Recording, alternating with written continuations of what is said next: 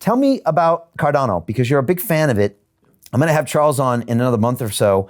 For people that don't know, what is it? Why is it different? And why are you such a fan? So Cardano is a smart contract platform, the same thing that Ethereum is.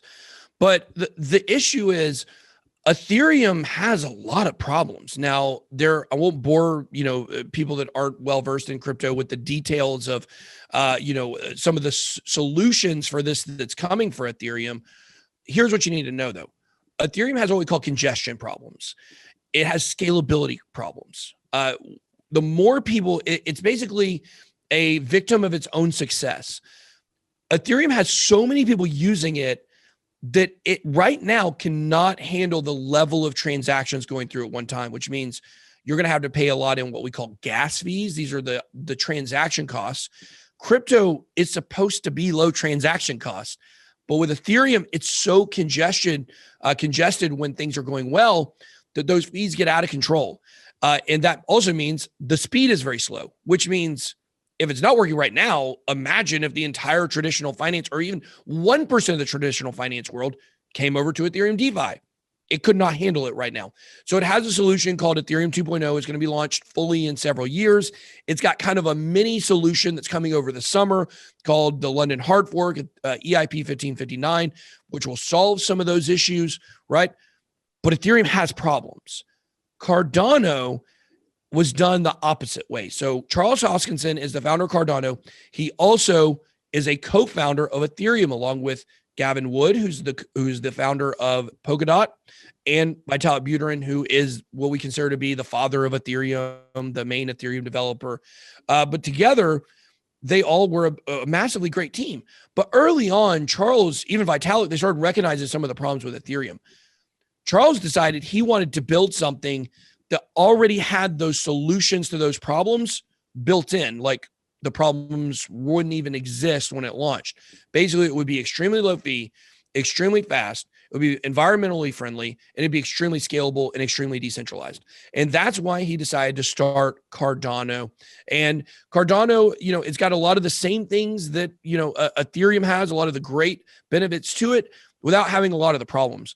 But I'll tell you why I love Cardano so much is I just believe in Charles. Like, I really do. I'm so glad you're having him on. I didn't know that you were going to have him on as a guest.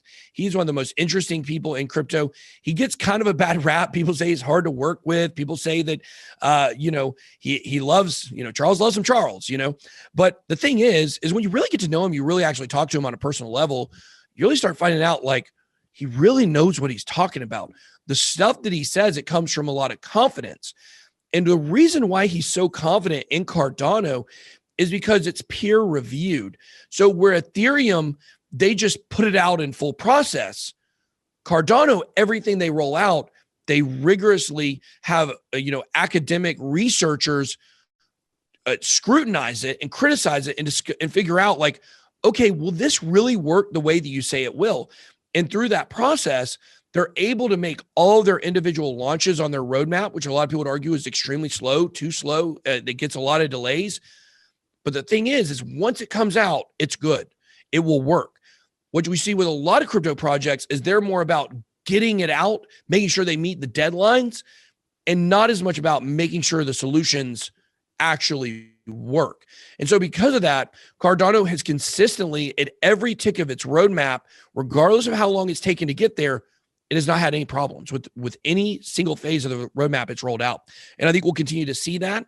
And the way I kind of see things is I see that Ethereum, I describe it like this a lot. I know that maybe everybody doesn't watch football, but I'm a huge sports guy. I got season tickets to all our Atlanta teams here, love sports.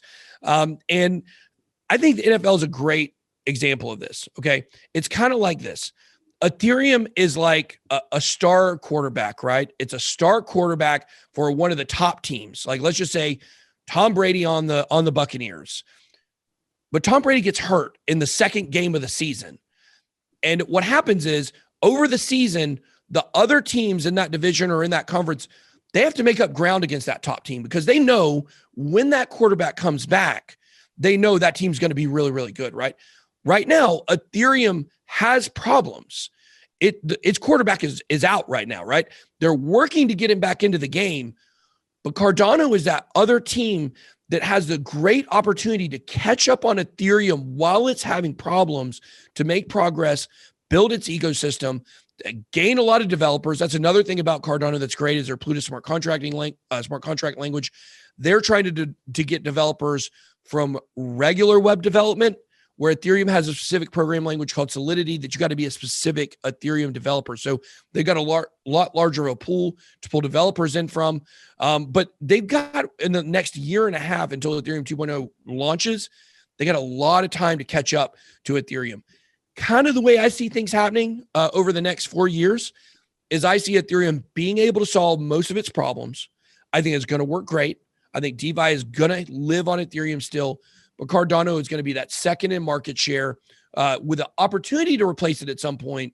But we haven't yet to see what that head-to-head matchup is going to look like for real. But I definitely think in the future, they both will have a large market share. I think they're both going to do very well. So what makes sense when you think they're both going to do well? You bet on both horses.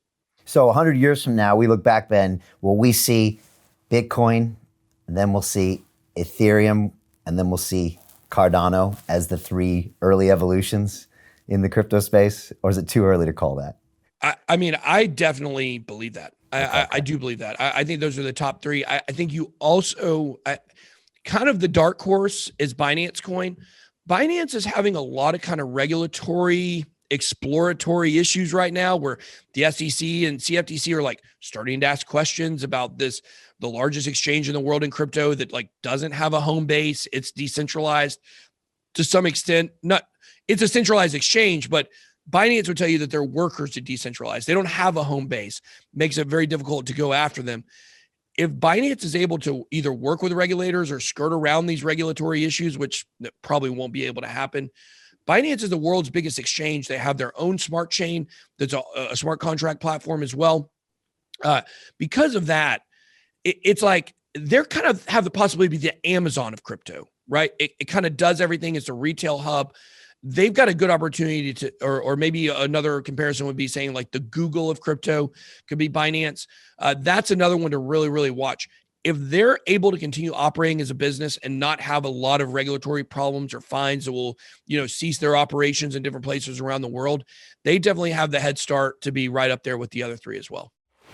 DeFi, which stands for decentralized finance. This is a $9 trillion per year marketplace. I want to talk about our brand new DeFi Academy. Our first program is called the DeFi Accelerator, and we have been absolutely inundated with applications from around the world. I'm going to be talking about how you can profit from what I'm calling the greatest dislocation of wealth in human history. Decentralized finance is already revolutionizing the world of finance. You just don't know it yet. I'm going to talk about the difference between DeFi and cryptocurrencies. There's a big difference. I want to go into how to trade the markets. It takes a lot of discipline. It takes emotional discipline. It takes intelligence. It's not an easy thing to do. I'm looking for a small group of people who want to actively participate in this upcoming DeFi revolution.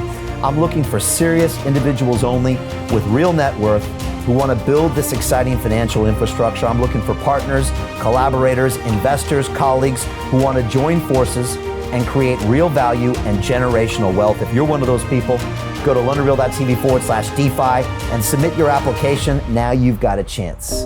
Life all comes down to a few moments.